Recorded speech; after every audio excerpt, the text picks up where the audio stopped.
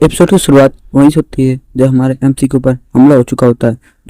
जो एग्जामिनर होता है उसने हमारे एमसी के ऊपर हमला कर दिया होता है, जिसकी वजह से हमारा एमसी उसको आते हुए देखता है और तुरंत ही अपनी टेक्निक डिवाइन फायर को चालू कर लेता है। ये टेक्निक हमारे एमसी को उसी से मिली थी जब ये वो केओस टावर में गया था और जो भट्टी से इसको प्राप्त हुई थी।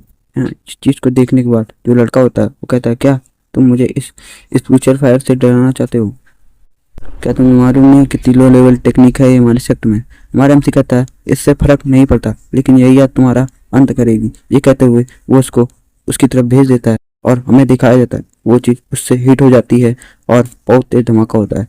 और फिर हमें दिखाते हैं कि वो लड़के को कुछ भी नहीं हुआ होता है। वो कह रहा होता है, क्या तुम्हें लगता था कि मैं इससे हर्ट हो सकता हूँ तुम्हारे इस लो लेवल टेक्निक से? फिर हमें दिखाया जाता है कि उसके हाथ में जो वेपन था उसमें कुछ होने लगता है और वहीं से सीधे उसकी तरफ फायर बढ़ती है और उसको चपेट में ले मतलब पूरी तरीके से उसको अब्जॉर्ब कर लेती है, जिसकी वजह से वो कहता है ऐसा नहीं हो सकता। बाकी सब देख के हैरान हो जाते हैं, कहते हैं क्या हमारे एमसी ने डायरेक्ट उसके स्पिरिचुअल वेपन पे हमला कर दिया, जिसकी वजह से वो आउट ऑफ कंट्रोल हो गया और उसी के ऊपर हमला कर दी। ये कहते हुए बाकी सब भाग रहे हो, कह रहे हो तो जल्दी से लाओ वाटर या हमारे जानवर को ऐसी तैसी हो जाएगी। और हमारा एमसी अपने मन में कहता है, जो मुझे भट्टी से स्किल मिली वो तो बहुत ही पावरफुल है, ये आग तो बहुत पावरफुल है, इससे तो मैं बहुत कुछ कर सकता हूँ।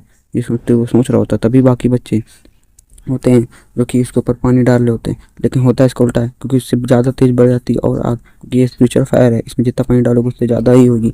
तुरंत ही वो कहते हैं, जाओ जल्दी जाओ और मार्शल अंकल को लेके आओ जो कि इन्हें ठीक कर सके। और तुरंत ही कहते हुए वहाँ के बंदे निकल जाते हैं और तब हमें दिखाते हैं दो एल्डर्स जो कि मार्शल अंकल होते हैं और जो कि मेडिसिन हॉल के होते हैं। वो ये सब देखने के बाद कहते हैं, क्या इसे इतनी ज़्यादा चोट कैसे लग गई? और तुरंत ही एल्डर उतर के हमारे एमसी के ऊपर चिल्लाने लगता है और कहता है, क्या तुम्हें मालूम नहीं है तुम अपने ऐसे किसी फेलो डिसाइवर को ऐसे हर्ट नहीं कर सकते, और तुमने इनको कितनी ज़ोरों से हर्ट किया, क्या तुम्हें इसका अंजाम नहीं मालूम? वो कहता है, एमसी कहता है, क्या मैं गलती हूँ इसमें? हैं? कहता है कि क्या तुम्हें दिख नहीं रहा, ये तुम्हारा प्रूफ है पूरी तरीके से जो तुमने किया है आज। ये कहता हुआ एमसी फिर कहता है कि ये तो एग्जाम हॉल है और यहाँ पर पहले इसने मेरे पर हमला किया था, वो भी एक स्पिरिचुअल वेपन से, तो यहाँ पर तो डेथ और लाइफ का तो बैटल हमेशा ही चलता रहता है। ये सुनने के बाद वो कुछ कह नहीं सकता और तभी चुप हो जाता है और तब कहता है कि लिंक, तुम्हें किसी को भी तुरंत ही ऐसी करने की जरूरत नहीं होती है, वो एग्जामिनर था तुम्हारे इस सेक्ट का। वो कहता है कि मैं भी तो पहले था, लेकिन तुम लोग ने बस मेरी कल्टीवेशन लो होने की वजह से तुमने मुझे निकाल दिया और आज तुम लोग फिर से मुझे ऐसा वैसा कह रहे हो।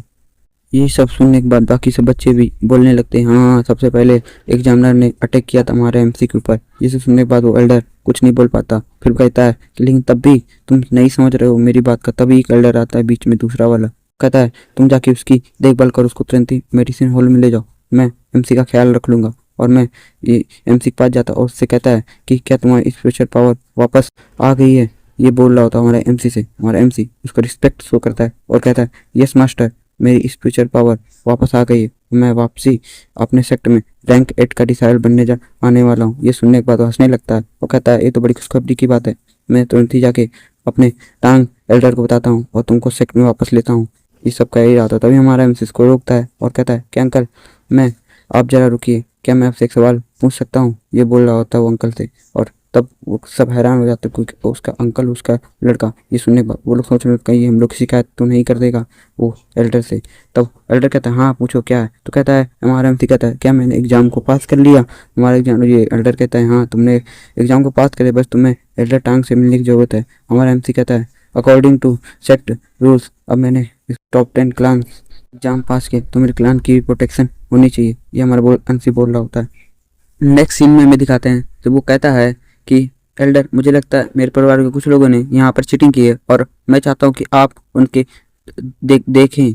और ये कहता, वो कहता है कि मैं ये नहीं कहना चाहता कि वो लोग गलत हैं, बस मैं कहना चाहता हूँ कि अगर गलत हों तो उनको सज़ा दी जाए।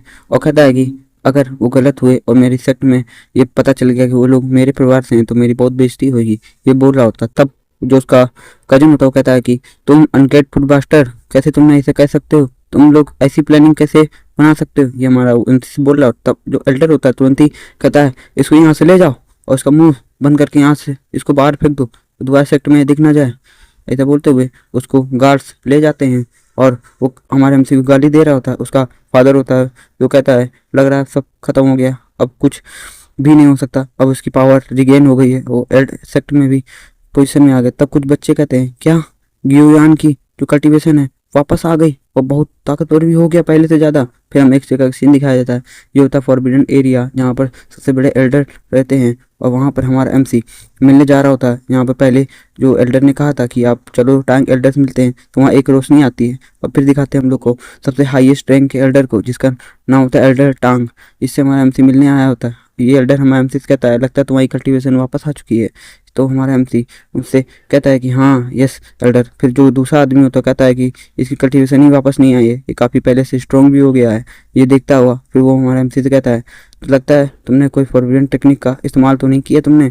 तो हमारा एमसी कहता है वैसा कुछ तो नहीं है, ये बस जैसे ही गया था वैसे ही आ गई मेरी कल्टीवेशन वापस, जैसे पता नहीं क्यों चली गई थी ये। तो हमारा जो एल्डर होता कहता है कि बड़ी मिस्टीरियस चीज़ है कल्टीवेशन, उसमें ऐसा होता रहता है।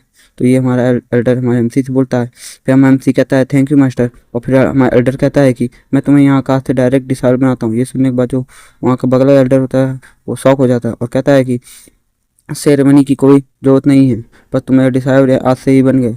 ये हमारा एमसी से कह रहा होता है। फिर कहता है जियोन, इनका दूसरा डिसाइबल होता है। फिर हमें एक रोशनी आती हुई दिखाई जाती है, वो सीधे गिरती है और ये एक लड़का होता है जिसको एल्डर कह रहा होता है। तो ये लड़का हमारे एल्डर का सबसे पहला डिसाइबल होता है। इसका नाम होता है जियांग, जो कि सबसे सबसे ताकतवर है भाई। ये इसको हम लोग यू ही बुलाएंगे, ठीक। जो सबसे जीनियस है इस पूरे इंसान सेक्टर में। और वो हमारे एमसी उसको रिस्पेक्ट देता है, बाकी एल्डर्स भी इसको रिस्पेक्ट देते हैं। कहते हैं आप तो हाईएस्ट एल्डर के डिसाइबल हैं। सबसे पहले हमारे एमसी सीधे एल्डर के सामने झुक जाता है जो पहले इसको यहाँ लेके आया था। कहता था आपका शुक्रिया, आपने यहाँ तक मुझे पहुँचाया, आपने इतने जेनरस रहे आप मेरे साथ। और निकल जाते हैं वो लोग उसको छोड़ के।